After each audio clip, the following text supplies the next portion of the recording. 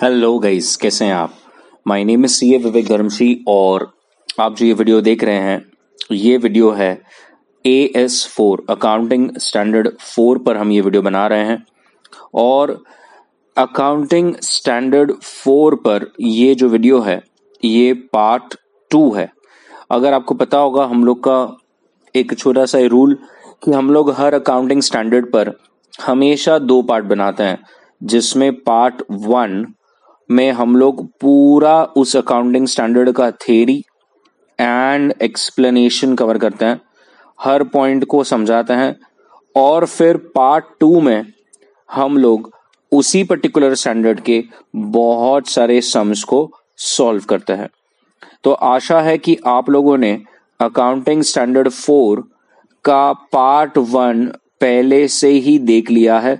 मैं इस particular part 2 जो अभी लेने वाला हूं, मैं ये अज्यूम करके चलूंगा कि आपने पार्ट 1 देखा है और आपको अकाउंटिंग स्टैंडर्ड 4 के सारे रूल्स, सारे प्रोविजंस, सारी जो चीजें हैं उसके अंदर वो सब के बारे में आइडिया है। अकाउंटिंग स्टैंडर्ड 4 एक तरह से क्या अकाउंटिंग ट्रीटमेंट बताता है, वो सारी चीजें आपको AS4 की पता है। तो चलिए जल्दी से शुरू करते हैं आज का हमारा ये पार्ट 2, जिसमें हम लोग कुछ सम्स सॉल्व करने वाले हैं, जिससे हमें AS4 की अच्छी तरह से और एप्लीकेशन को समझने में इजी हो जाए। तो चलिए लेट अस स्टार्ट। सबसे पहला जो हमारा क्वेश्चन है आज वो है ये। तो क्वेश्चन मेरे जो स्टूडेंट्स हैं, मेरे क्लास में जो स्टूडेंट्स हैं उनके पास बुकलेट है, तो आपके सामने आपकी क्वेश्चन बुकलेट है। जिनके पास बुक नहीं है और वो सिर्फ यूट्यूब पर कुछ सम्स देख रहे हैं तो आप क्वेश्चन को देख सकते हैं। आपके सामने यहाँ पर क्वेश्चन है। तो अब क्वेश्चन कहता है कि राज की कंपनी में 2 लाख का थेफ्ट हो गया। ये जनवरी में हुआ और उसे पता चला मई में। अकाउंट्स अब तक BOD की तरफ से अप्रूव्ड नहीं हुए हैं।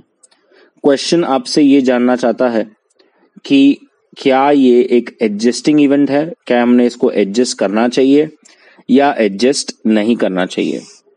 तो बताइए क्या लगता है आपको। जो कैश की चोरी हुई है वो हुई है जनवरी में, मतलब साल खत्म होने से पहले हुई है।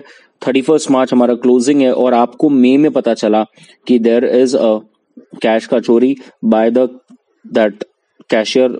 तो ऐसे समय में इसकी क्या आपने एडजस्टमेंट करनी चाहिए ये साल, क्या ये एक एडजस्टिंग इवेंट है या नहीं।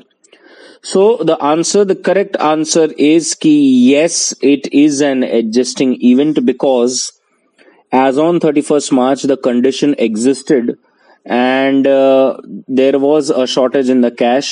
It is an adjusting event and therefore ये जो भी आपकी कैश में एक डेफिसिट आया है उसको आपको 31st मार्च 2012 में ही एडजस्ट करना पड़ेगा। So ये इवेंट जो है is a एडजस्टिंग इवेंट।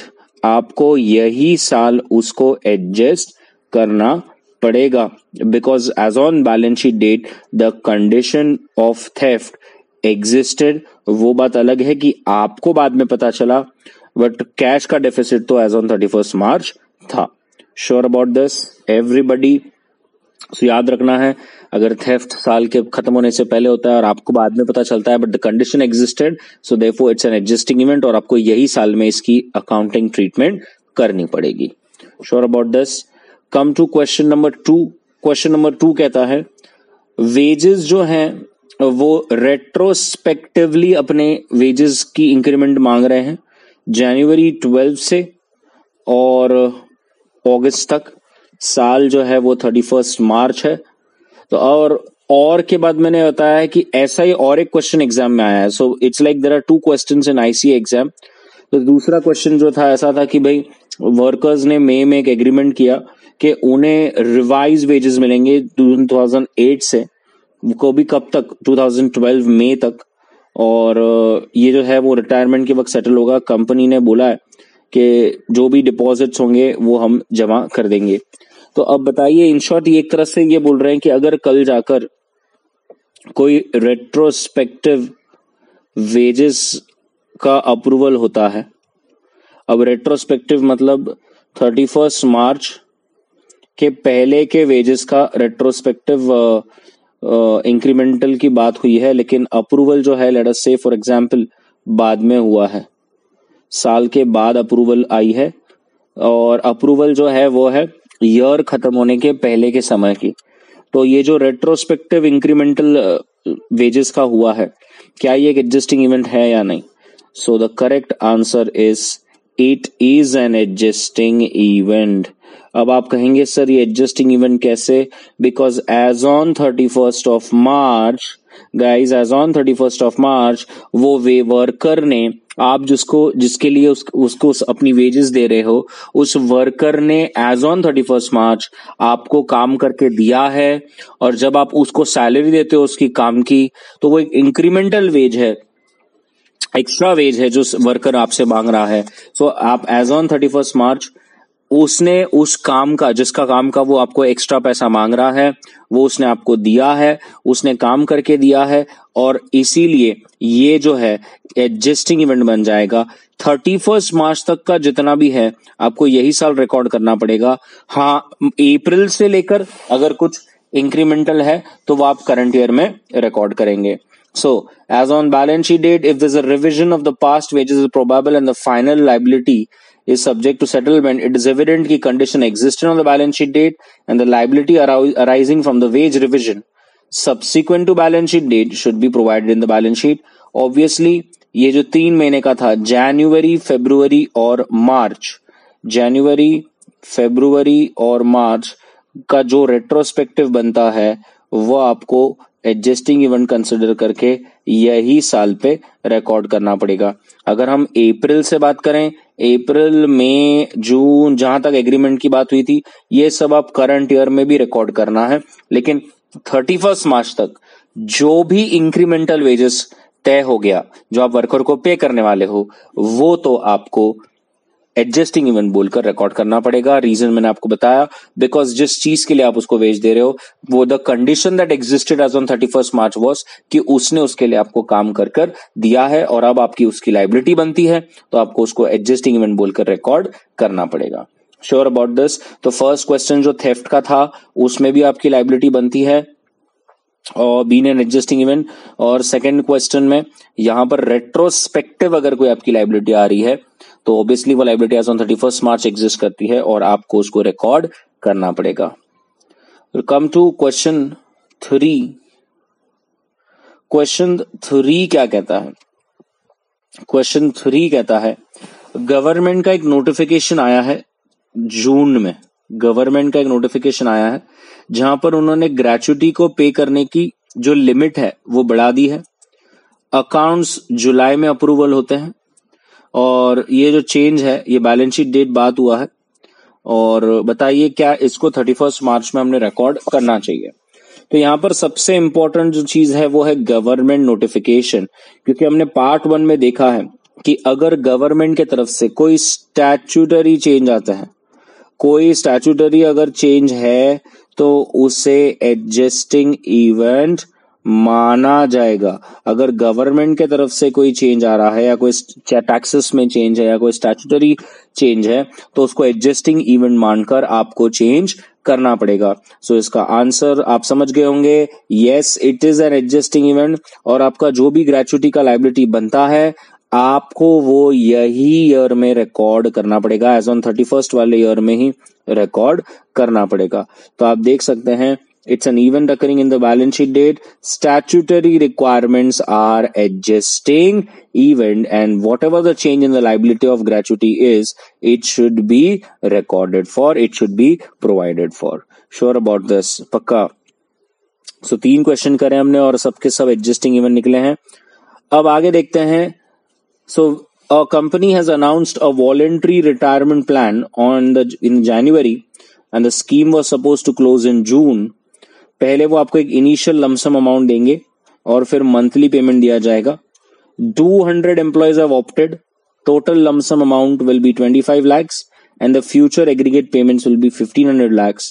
लेकिन अब तक कोई पेमेंट नहीं किया गया है 31st मार्च तक, तो बताइए क्या इस लायबिलिटी का प्रोविजन करना पड़ेगा? बहुत सिंपल क्वेश्चन, और अगर आपका भी तुरंत आंसर आ गया है तो you are right, it is an adjusting event. इतना क्लियर एविडेंस दिख रहा है कि पहली बात तो स्कीम अनाउंस हो गया था जैन में, मतलब 31 मार्च के पहले स्कीम अनाउंस हो गया है, और 31 मार्च से पहले क्वेश्चन ये भी कह रहा है कि 200 लोगों ने इस स्कीम को ऑप्ट कर दिया है, मतलब 200 people have already opted for the scheme, which clearly indicates के बॉस एज ऑन 31 मार्च आपका लाइबिलिटी बनता है। यहां तक भी बोल दिया कि लमसम अमाउंट 25 लाख और आने वाले समय में आपको 1500 लाख तक का पेमेंट करना पड़ेगा। अब ये कहां मैटर करता है कि पेमेंट किया है या नहीं किया, बात तो यह है कि एज ऑन 31 मार्च आपका लाइबिलिटी आ चुका है। As on 31 March employees have opted, as on 31 March आपकी लाइबिलिटी की अमाउंट तक उन्होंने दे रखी है। So the correct answer it is an adjusting event and you have to make a provision for an appropriate amount for such a voluntary retirement scheme. Yes, as per AS4 it is an adjusting event. ये एक adjusting event है और आपको record करना पड़ेगा as on 31st year, मार्च वाले year में ही आप उसको करंट ईयर में रिकॉर्ड करेंगे, ऐसा नहीं चलेगा। Sure about this everybody? So 4 questions we have done, all have become an adjusting event. Let us come to question number 5. Question number 5 says, तो शिकीबेन को अपना बैंक बैलेंस एडजस्ट करना है और वो रिवर्स करना चाहता है entry for the cheque because after the year end, but अभी तक फाइनलाइजेशन नहीं हुआ है। चेक रिटर्न आया था बिकॉज सिग्नेचर जो है वो डिफर कर रहा था। तो अब इसको क्या हम एडजस्टिंग इवेंट कर सकते हैं? So yes, the correct answer is इसको हम एडजस्टिंग इवेंट करेंगे because as on 31 March the condition existed that the signature differed and जो चेक दिया था वो चेक रिटर्न आया है यहाँ पर। So since there is a difference in the signature that existed as on the balance sheet date, बस फर्क ये था कि आपको बाद में पता चला, बट एज ऑन 31 मार्च तो वो सिचुएशन थी कि आपकी सिग्नेचर जो है मैच नहीं कर रही, और इसीलिए रिवर्सल ऑफ एंट्री यही बैलेंस शीट डेट में किया जा सकता है। आपको अगले ईयर नहीं करना है, यही साल उसे एक एडजस्टिंग इवेंट कंसिडर कर कर रिकॉर्ड कर देना है।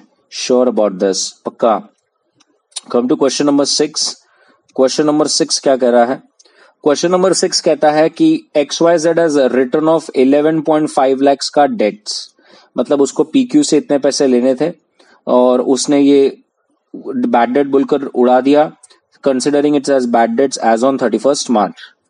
अमाउंट जो है वो 5 साल तक रिकवर नहीं हुई थी और ऑब्वियसली इसलिए उसने उड़ा दिया और कंपनी अब अपनी प्रोसेस फाइनलाइजेशन में है।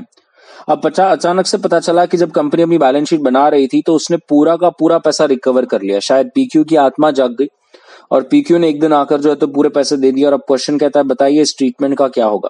क्या ये जो पैसे रिकवर हुए हैं क्या हम उसे as on 31 March as an adjusting event बोलकर रिकॉर्ड करेंगे या करंट ईयर में रिकॉर्ड करेंगे? तो इसका सही आंसर है it is an adjusting event, और ये जो बैड डेट्स रिकवर्ड है ये आपको यही साल 31 मार्च 2005 के अंदर ही रिकॉर्ड करना पड़ेगा because the condition that existed on the balance sheet date was कि इसी अमाउंट के रिलेटेड आपने बैड डेट्स पास करा था और अब वही अमाउंट जो है रिकवर हो गई है तो आपको वो रिवर्स कर देनी पड़ेगी entry in the same year, that is 31st March 2005 because it is a adjusting event। यही साल आपने उसका बैड डेट्स पास किया था और अब जबकि साल खत्म होने के बाद और फाइनलाइजेशन से पहले आपको वो अमाउंट रिकवर हो गया है तो आपको कंडीशन दैट वाज एग्जिस्टिंग आपको यही साल में उसे एडजस्टिंग इवेंट मानकर रिकॉर्ड कर लेना पड़ेगा।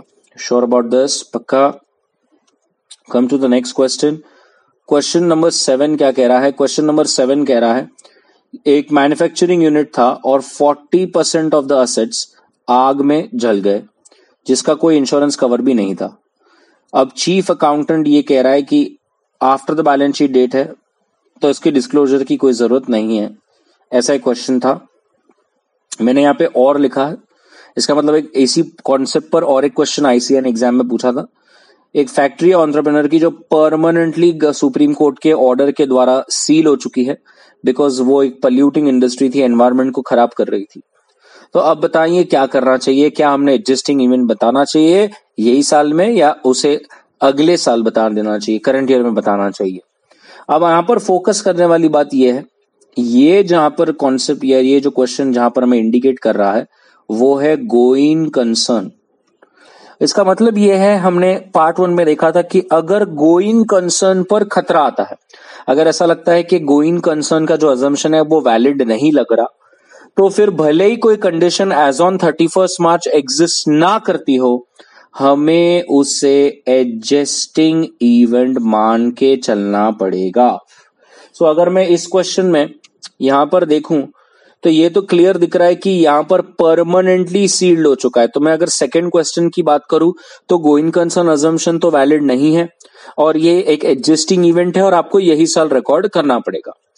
पहले क्वेश्चन में मैं फोकस करूंगा कि 40% असेट जो है वो आग में जल चुके, प्लस उसका कोई इंश्योरेंस कवर भी नहीं है, जिससे अगेन क्वेश्चन हमें ये इंडिकेट करने की कोशिश कर रहा है कि असेट्स जो आपकी एक रेवेन्यू जनरेटिंग असेट होता है, जो आपका रेवेन्यू जनरेट करने में हेल्प करता है, अगर 40% से ज्यादा वो जल चुका है और आपका कोई इंश्योरेंस कवर नहीं है, तो कॉमन सेंस है कि आपकी कंपनी डूब रही है, गोइंग कंसर्न अजम्पशन जो है वो वैलिड नहीं है और इसीलिए क्वेश्चन 7 बनता है आपका एडजस्टिंग इवेंट, आपको उसको यही साल रिकॉर्ड करना पड़ जाएगा। लेकिन समझ के चलिए कि अगर ये 40%, कल जाकर आप ये क्वेश्चन होता है कि भाई ये बोलते हैं 10% है, समझ लीजिए 10% कहते हैं, तो फिर क्या करेंगे? तो गाइस आपको भी जैसे क्वेश्चन अगर सही से बात नहीं करता तो आप भी कहीं एक तरफ टिल्ट ना हो जाए, आप क्लियरली उसको बताइए कि अगर 10% गोइंग कंसर्न अजम्पशन को धक्का नहीं देता तो ये एक नॉन एडजस्टिंग इवेंट है, क्योंकि हमें एज ऑन 31 मार्च पता नहीं था कि आग लगेगी या अर्थक्वेक होगा या फ्लड्स होगा, और इसीलिए वो नॉन एडजस्टिंग इवेंट बन जाएगा। तो देखिए मैंने दोनों ही तरीके से सही से बताया। पहले मैंने कहा कि नॉन एडजस्टिंग इवेंट कब होता है।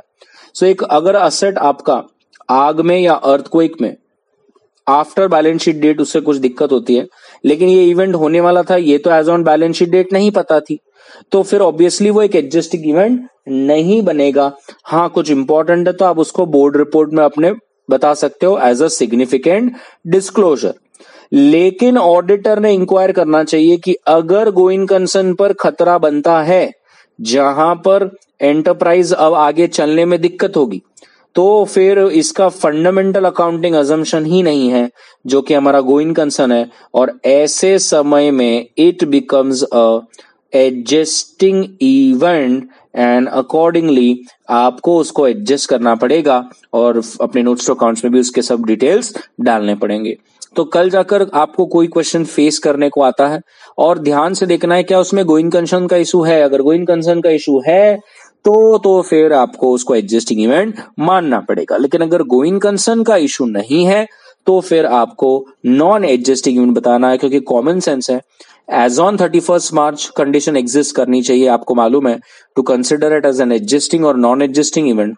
और एज ऑन 31 मार्च हमें थोड़ी ना पता होता है कि 3 महीने बाद आग लगेगी या फ्लड्स होगा या अर्थक्वेक होगा, इसीलिए वो एक नॉन एडजस्टिंग इवेंट बनता है। लेकिन AS4 में बता दिया था कि अगर इस ऐसे नेचुरल डिजास्टर से अगर कोई या कोई भी ऐसा होता है जैसे इलेक्ट्रिक शॉर्ट सर्किट होता है और इससे अगर कंपनी के गोइंग कंसर्न पर बात आती है तो फिर उसको एडजस्टिंग इवेंट मान लेना पड़ेगा। Sure about this.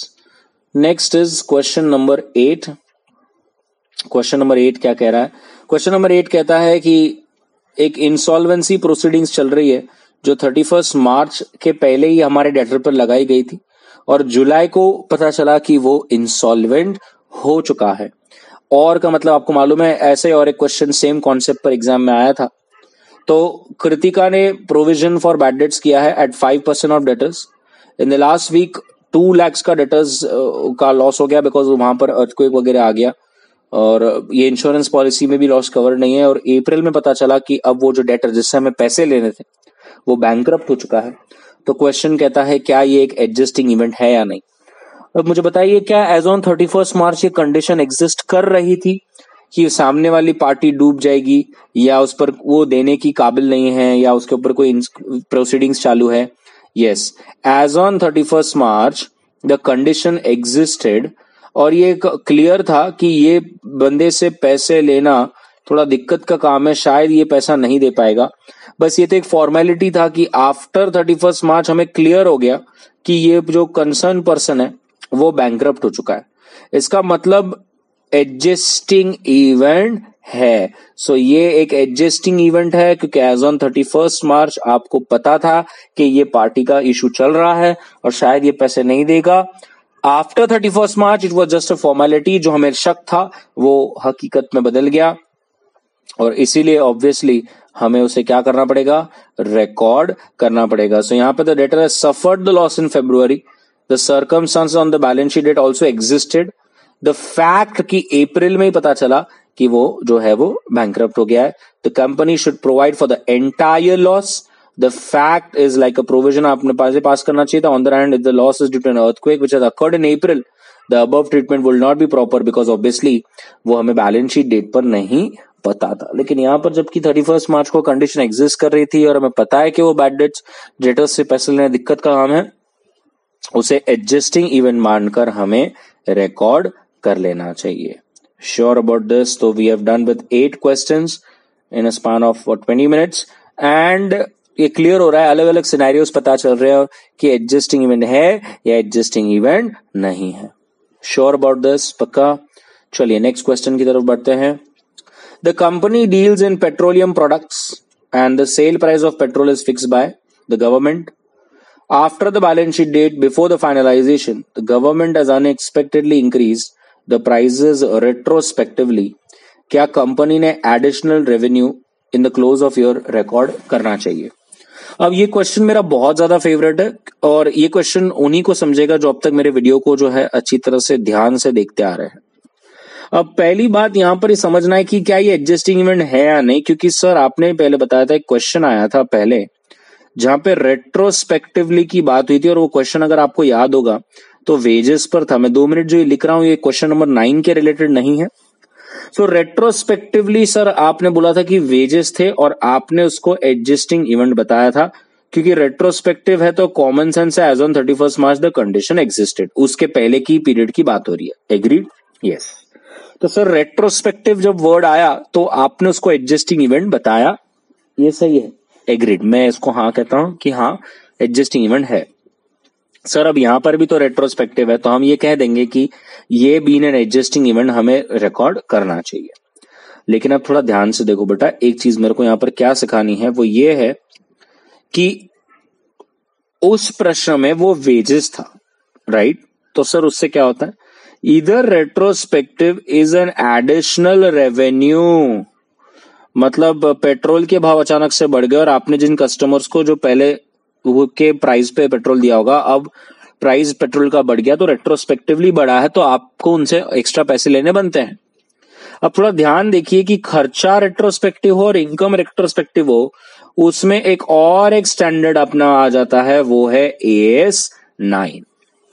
अच्छा, इसका मतलब सर अगर रेट्रोस्पेक्टिव खर्चा हो तो हम एडजस्टिंग इवेंट बता देंगे, बिकॉज कंजर्वेटिज्म या प्रूडेंस कॉन्सेप्ट आ जाता है जहां पे हमें रिकॉर्ड तो करना ही है।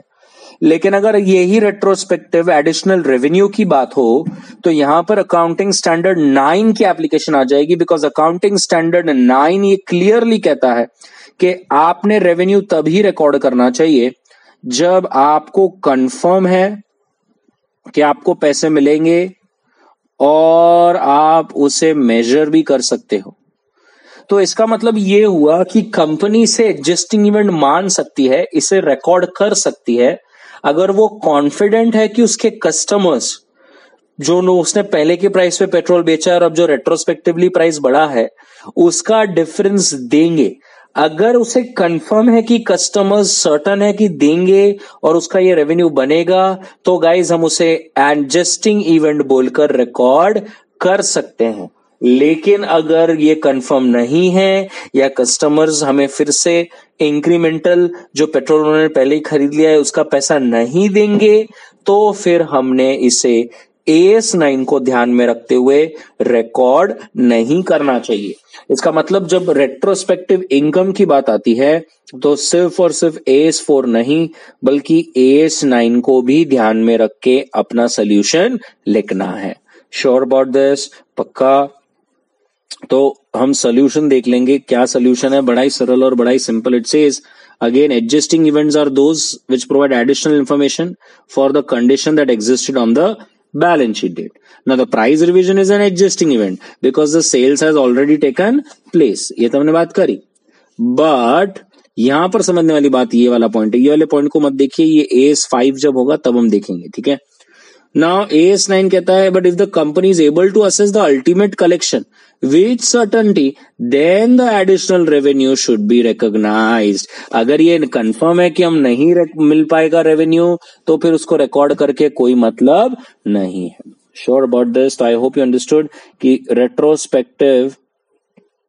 रेट्रोस्पेक्टिव में अगर एक्सपेंस है तो कोई दिक्कत नहीं, लेकिन अगर वो इनकम है तो फिर AS4 एंड AS9 को ध्यान में रखते हुए अपना आंसर देना है। Sure about this? पक्का। Come to question number 10। Question number 10 क्या कहता है? वो कहता है कि एक एग्रीमेंट बना था इमूवेबल प्रॉपर्टी का 7 lakhs to another company for 35 lakhs। 31 March को ये एग्रीमेंट हो गया था। सेल डीड सिर्फ 30 अप्रैल को रजिस्टर हुआ है। अब एज ऑन 31 ऑफ मार्च वो सोच रहे हैं कि क्या हमने इसको यही साल में सेल रिकॉर्ड करना चाहिए या नहीं करना चाहिए। अब आप बताइए क्या करना चाहिए। सो the correct answer is it is an adjusting event guys, because before 31 मार्च आप देख सकते हैं कि एग्रीमेंट बन चुका है। एग्रीमेंट बन चुका है, पैसे डिसाइड है कितने में है, सिर्फ रेल डीड की रजिस्ट्रेशन 31 मार्च के बाद हुई है। अब रजिस्ट्रेशन एक जस्ट फॉर्मेलिटी है, बट हम ये कह सकते हैं कि as on 31 March the sale is complete. The sale is complete. The risk and rewards have been transferred. The risk and rewards are transferred. और जो प्रॉपर्टी है, जो ओनरशिप है, वो भी ट्रांसफर हो चुकी है। तो ये एक एडजस्टिंग इवेंट बनता है और आपको उसे पोस्टपोन करने की जरूरत नहीं है। अगले साल आपको यही साल उसको रिकॉर्ड करना पड़ेगा। तो यहां पर आप क्लियरली देख सकते हैं the asset has been sold before the balance sheet date. Conclude हो चुका था 31 ऑफ मार्च। बायर को हैंडओवर भी कर दिया था। सिर्फ और सिर्फ सेल डीड रजिस्ट्रेशन नहीं हुई, but sale has already taken place before the balance sheet date. Sale deed को रजिस्टर करना is just a legal formality. So ऐसा नहीं चलेगा। Conclusion, necessary adjustment should be made in the balance sheet date and the sale and the gain should be recognized in the current 31 March जो closing है उसी year में। आप उसको आगे वाले साल में, नेक्स्ट ईयर में नहीं धकेल सकते। It's an adjusting event because sale हो चुका है। Only the formality of registering the deed was pending. उसको कंसिडर करके आप ये नहीं बोल सकते कि नहीं सेल ये साल खत्म हुआ है तो मैं अभी आने वाले साल में रिकॉर्ड करूंगा। आपका सेल हो चुका है और आपको एज ऑन 31 मार्च इसे अपने बुक्स में एडजस्ट करना पड़ेगा। Sure about this? पक्का। Come to question number 11। Question number 11 क्या कहता है? क्वेश्चन नंबर 11 कहता है कि चित्रा और रुद्रा ने एक एग्रीमेंट किया है और अब बुक वैल्यू 2,50,000 है जो वो 3,70,000 में बेचेंगे। The sale deed was to be registered and other formalities were completed on 15th Jan। अब थोड़ा ध्यान से देखना है, यहाँ पर समझ लेना है कि जो साल है वो कैलेंडर ईयर है, मतलब 31 दिसंबर को आपका साल खत्म हो रहा है। तो एग्रीमेंट जो है वो 20 दिसंबर को बना, मतलब साल खत्म होने से 10 दिन पहले। बुक वैल्यू 2,50,000 था और 3,70,000 में आपने बेचा है। सेल डीड रजिस्टर हुआ 15 जैन, मतलब ऑब्वियसली साल खत्म होने के बाद। रुद्रा ने एडवांस मनी 50,000 पे किया था on the date of agreement. दोनों ही कंपनीज अपनी बैलेंस शीट बना रही है और अप्रैल में प्रेजेंट करना है। बताइए ये ट्रांजैक्शन क्या 31 दिसंबर को होगा या नहीं होगा? अब थोड़ा समझिए, यहां पर समझने वाली बात क्या है। क्वेश्चन आप बोलेंगे सर अभी तो आपने क्वेश्चन किया जहां पर हमने क्लियर किया कि it's an adjusting event because sale हो चुका है। अब थोड़ा समझिए, this is not an adjusting event. अब आप बोलेंगे सर ये अब आप क्या कर रहे हो? आपने अभी एक क्वेश्चन किया जहां पर आपने कहा कि it is an adjusting event, और अभी ऐसा ही क्वेश्चन है जहां पर आप कह रहे हो कि it's not an adjusting event. तो पहली बात ये समझिए कि ये जो क्वेश्चन है ये पिछले क्वेश्चन जैसा नहीं है। इस क्वेश्चन में आपने सिर्फ और सिर्फ एक एडवांस मनी, एक टोकन मनी दिया है, और टोकन मनी दे दिया इसका मतलब ये नहीं होता कि प्रॉपर्टी आपकी हो गई। प्रॉपर्टी के रिलेटेड डीड बनाना और सारी फॉर्मेलिटीज कंप्लीट करना, क्वेश्चन क्लियर कह रहा है कि 15 जनवरी को, मतलब अगले साल हुआ था। आप जब प्रॉपर्टी का सौदा करते हो और आप किसी को टोकन देते हो, इसका मतलब ये नहीं कि प्रॉपर्टी आपकी हो गई। टोकन एक तरह से इंडिया में एक इनफॉर्मल तरीके से हम प्रॉपर्टी बुक कर दिया, इसका मतलब एक सेलर एक ट्रस्ट पे बोलता है कि मैं ये प्रॉपर्टी जो है अब किसी और को नहीं बेचूंगा। तो द आंसर इज के प्रॉपर्टी का जो सेल है वो आप ये साल नहीं बताएंगे, अगले कैलेंडर ईयर में ही बताएंगे। ध्यान से देखते हैं, द पार्टीज हैव एग्रीड कि हम फ्यूचर में, दैट इज 15 जनवरी को एक्चुअल में सेल हुआ है। बैलेंस शीट डेट पर हम देखें तो ना कोई पोजीशन ट्रांसफर हुआ था, ना कोई बायर को पोजीशन मिला है, रिस्क एंड रिवॉर्ड्स भी ट्रांसफर नहीं हुए हैं and the balance sheet date, और इसीलिए इसे सेल नहीं माना जाएगा। रजिस्ट्रेशन और फॉर्मेलिटीज भी 31 मार्च तक नहीं हुई थी, so it's is an non adjusting event. हाँ, जो 50,000 आपको एडवांस आया है आप उसे लाइबिलिटी में बता दें एज ऑन 31 दिसंबर, और ये जो प्रॉफिट है जो आप बेचने वाले हो प्रॉपर्टी को, it should be recognized only when the registration or the sale formalities takes place। तो इसका मतलब ये साल आपको सिर्फ जो 50,000 आया था वो रिकॉर्ड करना है। अच्छा, बायर जो है उसको एज एन असेट रिकॉर्ड कर दे और नोट्स अकाउंट्स बता दे, सो एंड सो चीजें, लेकिन एक्चुअल सेल्स तो इट्स नॉन एडजस्टिंग इवेंट, वो तो अगले साल ही होगा, बिकॉज यहाँ पर सिर्फ और सिर्फ ये साल टोकन मनी दिया था प्रॉपर्टी बुक करने, बट जबकि रिस्क एंड रिवॉर्ड्स या ओनरशिप या प्रॉपर्टी ट्रांसफर नहीं हुई है। श्योर अबाउट दिस, पक्का? So that is your question number 11। याद रखें 10 और 11 में डिफरेंस क्या है। अब क्वेश्चन नंबर 12 की तरफ जाएंगे। बहुत अच्छा क्वेश्चन है question number 12, one of my favourites. देखते हैं क्या कहता है। क्वेश्चन कहता है कि पहले तो अप्रैल टू मार्च ईयर है। अब कंपनी जो है, जो चेक्स है डेटेड 31 मार्च और बिफोर, जो कस्टमर को आते हैं, ध्यान से देखिए, after balance sheet date but approval से पहले, उसे चेक्स इन हैंड और डेटर को क्रेडिट कर देता है। अब cheques in hand obviously cash and cash equipment asset side में दिखता है, तो सारे चेक्स जो हैं वो बैंक में अप्रैल में जाते हैं और रियलाइज भी वही ईयर हो जाते हैं। क्वेश्चन कहता है बताइए जो चेक कलेक्ट होते हैं 31 मार्च या उसके बिलो बट आपको मिलते हैं आफ्टर बैलेंस शीट डेट, क्या वो एक एडजस्टिंग इवेंट है और क्या इसे हमें बताना चाहिए। अब थोड़ा समझिए, मेरे को बताइए, इतना मस्त कंसेप्ट है। ये आप हैं, ठीक है, ये आपकी कंपनी है और ये सारे आपके कस्टमर्स हैं। मैं यहां पर 3 कस्टमर्स बनाता हूं।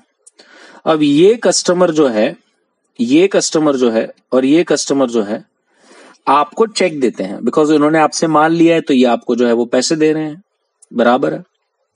अब ये आपको बता रहा है, ये कस्टमर्स जो हैं, इसने आपको, ये सब ने आपको 4 अप्रैल को चेक्स दिए। कब दिए? 4 अप्रैल को। अब ये कस्टमर का चेक पे डेट था 4 अप्रैल, इस कस्टमर का डेट था 1 अप्रैल, इस कस्टमर का डेट था 20 मार्च, ठीक है। तो आप एज अ कंपनी क्या कर रहे हो, आपने ऐसा दिमाग लगाया कि भले ही मुझे चेक अप्रैल में मिल रहा है, नेक्स्ट ईयर मिल रहा है, लेकिन अगर चेक पे डेट 31 मार्च या उसके पहले हो तो मैं ये जो चेक है, ये लेट अस से मिस्टर ए का जो चेक है, मैं उसको यही साल में, ईयर एंड में, यही साल में एज एन एडजस्टिंग इवेंट बोल के रिकॉर्ड कर दूंगा। क्यों रिकॉर्ड कर दूंगा? बिकॉज चेक पर जो डेट है वो 31 मार्च या उसके पहले है। अब बताइए क्या ये ट्रीटमेंट सही है या नहीं?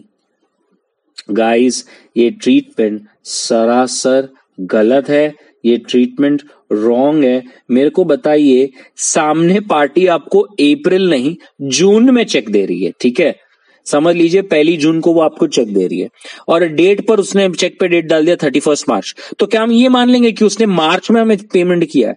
बिल्कुल नहीं। हम कब कंसिडर करते हैं कि सामने वाले ने हमें पेमेंट किया है? जब वो हमें चेक देता है। यहां पर चेक कब मिल रहा है? चेक मिल रहा है 4 अप्रैल को, इसका मतलब अगले साल।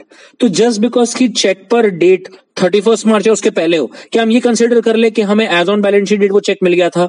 बिल्कुल भी नहीं। तो क्या ये एडजस्टिंग इवेंट बन जाएगा? No, it is not an adjusting event. और ऐसे सारे चेक्स जो आपको 31 मार्च मतलब 1 अप्रैल से मिले हैं, वो आपको नेक्स्ट ईयर ही रिकॉर्ड करने पड़ेंगे। आप ये साल में चेक्स इन हैंड को डेबिट और डेटर्स को क्रेडिट कर कर इसी ईयर में उसकी एंट्री नहीं पास कर सकते, because what is important is आपको कौन सी डेट पर चेक मिला। ये इंपॉर्टेंट नहीं है कि चेक पर कौन सी डेट है, व्हाट इज इंपॉर्टेंट इज कि आपके हाथ में चेक कब आया। और जबकि आपके हाथ में चेक 31 मार्च के बाद आया है तो it is not an adjusting event. Sure about this? I hope you got the question एकदम अच्छी तरह से, और उसका सोल्यूशन भी आपको अच्छी तरह से समझ में आ गया। आइए थोड़ा सा चाहिए तो हम पढ़ भी लें। तो ये क्लियर है कि चेक का डेट है सिर्फ 31 मार्च है उसके पहले, लेकिन मिला तो उसके बाद है। इसका मतलब as on balance sheet date तो ये आपके पास नहीं था। सो ऐसी सारी अमाउंट जो आफ्टर बैलेंस शीट डेट मिलती है, याद रखें such cheques are not in the hand and therefore it should not be shown as cash and cash equivalents. You should not adjust it, and you should only, if you want, you can make such disclosures, but balance sheet में उसको adjust नहीं करना है because it is a non-adjusting event। क्यों non-adjusting event मैंने आपको बताया, because आपको ये जो checks हैं वो 31 मार्च के बाद मिले हैं, तो आपको इसको नेक्स्ट ईयर ही रिकॉर्ड करना पड़ेगा। Sure about this? पक्का?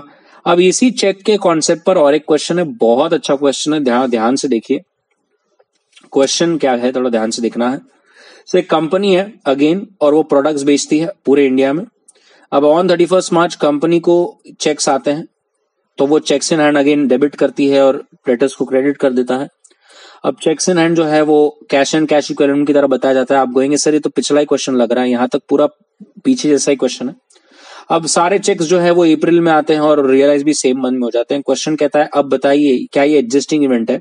आपको दो सिनेरियो दिए गए, एक चेक आपका मार्केटिंग वाला बंदा 31 मार्च या उसके पहले कलेक्ट करता है, या तो सेकंड चेक्स जो है वो आपको कुरियर के थ्रू 31 मार्च के पहले कुरियर कर दिए जाते हैं।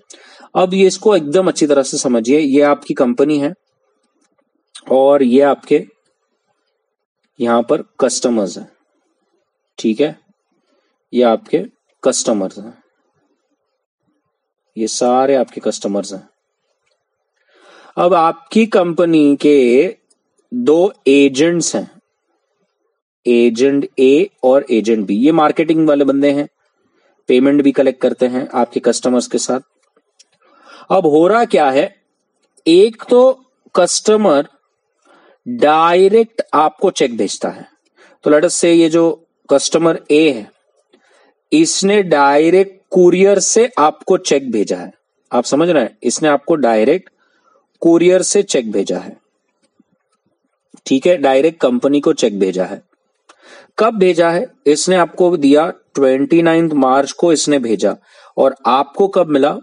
आपको मिला 4 अप्रैल। अब मेरे को बताइए क्या ये एक एडजस्टिंग इवेंट है? आप कहेंगे सर कस्टमर ने तो लेकिन 31 मार्च से पहले भेज दिया। गाइस मुझे बताइए व्हाट इज इंपॉर्टेंट, उसने कब भेजा या मुझे कब मिलना? वेरी गुड, मुझे कब मिलना? मुझे कब मिला? मुझे मिला 4 अप्रैल को। तो क्या मैं इसको एडजस्टिंग इवेंट कंसिडर करूंगा या इसे नॉन एडजस्टिंग इवेंट कंसिडर करूंगा? Yes you are right, it is a non adjusting event, because as on 31 March मेरे को मिला क्या? नहीं, मेरे को नहीं मिला। तो मैं मिस्टर ए से आने वाले जो अमाउंट है उसको ये साल एडजस्ट नहीं करूंगा। मुझे ये 4 अप्रैल को आया है तो अब मैं ये वाले ईयर में रिकॉर्ड करूंगा, अभी जो ईयर खत्म हुआ 31 मार्च उसमें रिकॉर्ड नहीं करूंगा। लेट अस से कस्टमर बी और सी ने 29 मार्च को अगेन चेक दिया, लेकिन इस बार उन्होंने चेक आपके एक एजेंट को दिया है। आपके एजेंट को 29 मार्च को ही चेक दे दिया। आपके एजेंट ने आपको चेक दिया 4 अप्रैल को। आपके एजेंट ने आपको चेक दिया 4 अप्रैल को। अब बताइए मिस्टर बी और सी से मिलने वाला जो पैसा है, क्या हम उसे एडजस्टिंग इवेंट मानेंगे या नहीं मानेंगे? यस, तो you are correct, very good, it is an adjusting event. अब आप कहेंगे सर एडजस्टिंग क्यों? अरे गाइज, आपको भले ही 4 अप्रैल को मिला हो, लेकिन आपका ऑथोराइज्ड एजेंट जो है उसको तो आज मिल गया ना। आपके ऑथोराइज एजेंट को तो आज के आज मिल गया। अब जबकि आपके ऑथोराइज एजेंट को आज के आज मिल गया है, तो बताइए आपको ही मिल गया है। हमको पता है लॉ में कि एजेंट को मिलना मतलब प्रिंसिपल को मिलना। तो भले ही एजेंट ने आपको 4 अप्रैल को दिया है, लेकिन आपको तो 29 मार्च को ही मिल चुका है। तो हम भले एजेंट को 29 मार्च को मिला है, इट इज डीम की कंपनी को भी 29 मार्च को मिल चुका है, और इसीलिए बी और सी से आने वाले चेक जो है वो हम एडजस्टिंग इवेंट मानेंगे, बिकॉज एजेंट को मिलना मतलब कंपनी को मिलना। श्योर। और ऐसे ही और एक एग्जांपल आपको चाहिए तो मैं इधर से ले सकता हूं कि ई ने डायरेक्ट कंपनी को भेजा 1 अप्रैल को और कंपनी को मिला 5 अप्रैल को, और डी ने 31 मार्च को चेक दिया एजेंट को और एजेंट ने फिर कंपनी को दिया। तो बताइए डी और ई का कैसे होगा?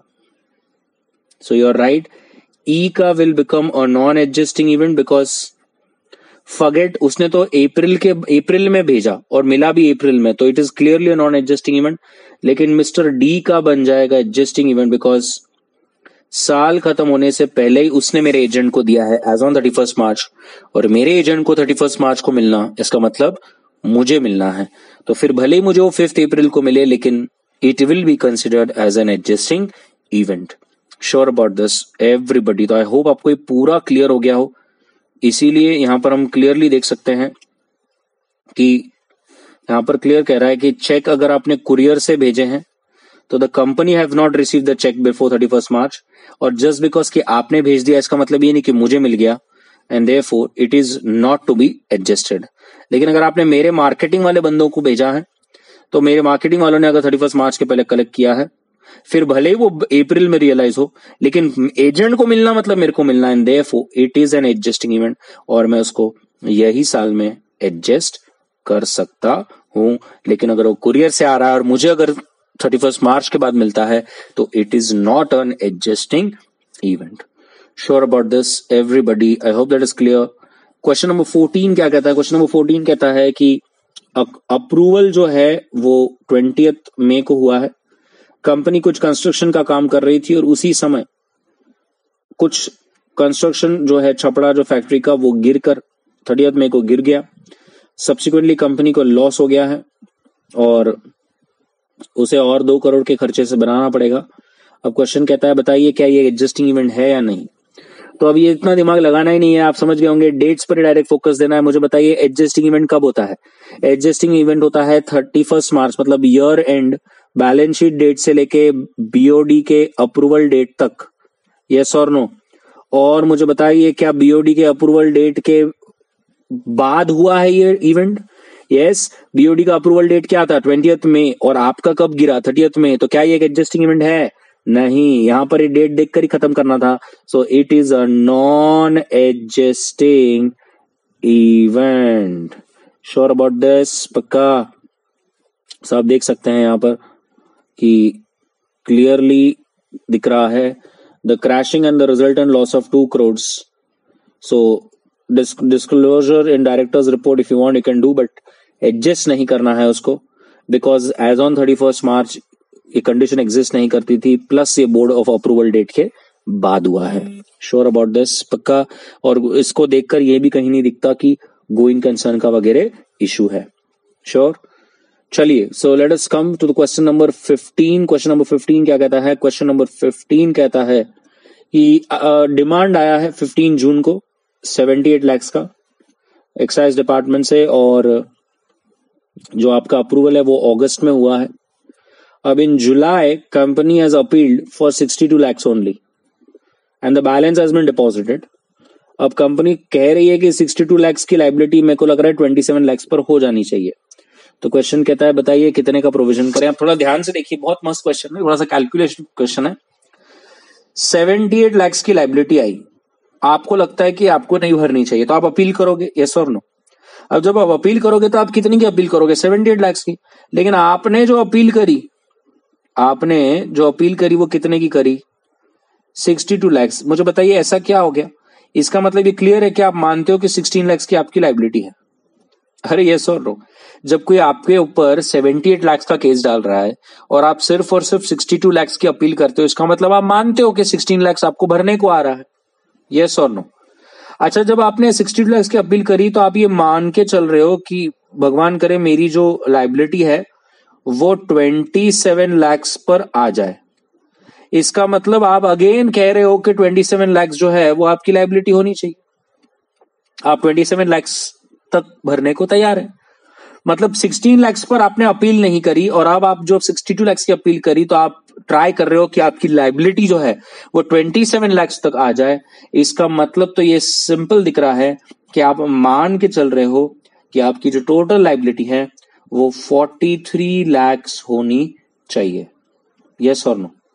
और इसीलिए आपको 43 लाख की प्रोविजन करनी चाहिए। तो आप यहां पर देख सकते हैं, ये मेरी पहले पूरी कैलकुलेशन आप चाहिए तो बना लीजिए। तो इसका मतलब आप यहां पर देख सक रहे हैं कि जो अमाउंट है 43 लाख का, ये आपको वही ईयर में प्रोवाइड करना पड़ेगा। तो ये तो क्लियर है कि 16 लाख तो आपने ऑलरेडी पे कर लिया, उसके ऊपर आपने अपील नहीं की, और उसके बाद आपने 27 लाख का लाइबिलिटी आप एक्सपेक्ट कर रहे हो। सो 16 लाख प्लस 27 लाख, आपका टोटल 43 लाख का लाइबिलिटी आपने प्रोवाइड करना चाहिए। Sure about this? पक्का? Everybody, let us come to the last question of accounting standard 4, question number 16। और यहाँ पर 4 कंपनीज के बारे में बताया गया है, छोटे छोटे पॉइंट्स हैं, और आपको हर एक सिनेरियो में ये बताना है कि एडजस्ट करना है कि नहीं करना है, bill is an adjusting event और नॉट एन एडजस्टिंग इवेंट। तो लेट अस सी। पहली बात ये समझ लें कि ईयर खत्म हो रहा है 31 दिसंबर और बोर्ड अप्रूवल जो है वो 15 मार्च को हुआ है, मतलब इट्स अ कैलेंडर ईयर। अब देखिए 20 फरवरी को गामा लिमिटेड एक कंपनी है और उसने अपनी मेल ऑर्डर मतलब कुरियर वाली एक्टिविटी को शट डाउन कर दिया। कुरियर वाली एक्टिविटी को शट डाउन कर दिया। तो मुझे बताइए, क्या इट्स एडजस्टिंग इवेंट और non adjusting event? Obviously non adjusting event. अगर कोई सोच रहा है कि सर गोइंग कंसर्न का इशू, कुछ भी फालतू बातें नहीं करना, क्या एक सिर्फ पल कुरियर एक्टिविटी कंपनी का कोई अगर मेल डिपार्टमेंट हो वो बंद होने से क्या कंपनी डूब जाती है क्या? नहीं। तो it's a non existing event because obviously year खत्म होने के बाद हुआ और हमें नहीं पता था as on existing balance sheet date कैसा होने वाला है। Second, a claim for damage of 8 million for the breach of patent has been served prior to year end, और डायरेक्टर की ओपिनियन कहती है बाय लीगल एडवाइस कि क्लेम जो है वो बेसलेस होगा। स्टिल ये क्लियर है, लग रहा है कि लीगल फीस में काफी खर्चा होगा। सो ऑब्वियसली आपने, it's an adjusting event but only to the extent of legal fees, क्योंकि आपको मालूम है कि केस हारो या जीतो लॉयर को तो अपने पैसे देने ही है और उसके तो प्रोविजन आप करके रख सकते हैं। बाकी केस का जो है वो AS 29 के हिसाब से होगा। आप मेरा AS 29 का वीडियो उसके लिए देख सकते हैं।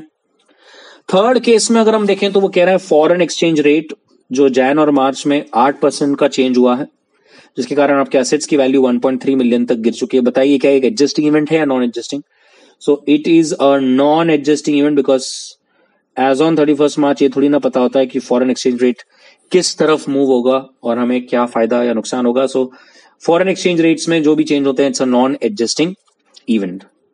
तो फोर्थ इज आपका एक्चुअल वैल्यूएशन हुआ है और इट इज पता चला है कि 8 लाख से कम है और कंपनी ने ये अमाउंट जो है वो 31 मार्च को पे कर दी है। अब इट इज एडजस्टिंग इवेंट। याद रखें, आपको मालूम है कि लॉ और रेगुलेशंस रिलेटेड जो भी चीजें हैं वो एक एडजस्टिंग इवेंट बनती है। उसमें अगर कोई चेंज हो, स्टैट्यूटरी चेंजेस अगर हैं तो वो एक एडजस्टिंग इवेंट बन जाएगा। तो अगर आप देख सकते हैं यहाँ पर सोल्यूशन में हर तरफ बताया गया है। पहले जैसे हमने बात किया था कि it is a non adjusting event in the first case. Second में जैसे मैंने बताया था कि लीगल फीस का आपने प्रोविजन कर लेना चाहिए। थर्ड केस में again exchange rates are a non adjusting event and the fourth obviously you should make a provision. यहाँ पे आप देख सकते हैं आपकी स्लाइड में कि you should make a provision for 8 lakh. आपको लास्ट लाइन नहीं दिख रहा होगा बट आपको 8 लाख जो कि आपकी लाइबिलिटी है, प्रोविजन आपका है with respect to actual valuation जो किया विथ रिस्पेक्ट टू पेंशन, वो आपको एडजस्ट करना पड़ेगा। Sure? So first is your non adjusting, second is adjusting, third is again non adjusting, fourth is adjusting. Sure about this? तो यहां पर हमारा AS4 का सम सॉल्विंग का वीडियो खत्म होता है। आशा है आप सबको सब समझ में आया। मैंने बहुत सारे क्वेश्चंस अलग अलग एंगल में लिए, थेफ्ट का लिया, प्रॉपर्टी का लिया, डेटर्स का लिया, बैड डेट्स रिकवर्ड का लिया, हमने डेट्स के ऊपर क्वेश्चन लिया, चेक्स पे लिया, चेक्स डायरेक्टली भेजना, एजेंट को मिलना, गोइंग कंसर्न पर लिया, रेट्रोस्पेक्टिव वे एक्सपेंस लिया, रेट्रोस्पेक्टिव इनकम लिया। तो मैंने अलग अलग एंगल पर सारे क्वेश्चंस को कंसिडर किया है। आशा है आपने अपने नोट्स बना लिए होंगे और एक जगह पे अच्छी तरह से लिख लिया होगा कि कौन सी चीजें एडजस्टिंग है और कौन सी non adjusting. Sure about this. तो थैंक यू वेरी मच। अगर आपको अच्छा लगा तो please subscribe and also share it with your friends, because that is one of the appreciation that we get, and we get motivated to make more videos on more accounting standards, है ना। Thank you very much guys, keep watching, और आगे भी हम बहुत सारे accounting standards पर video बनाते रहेंगे। Please keep on check on our playlist. Thank you.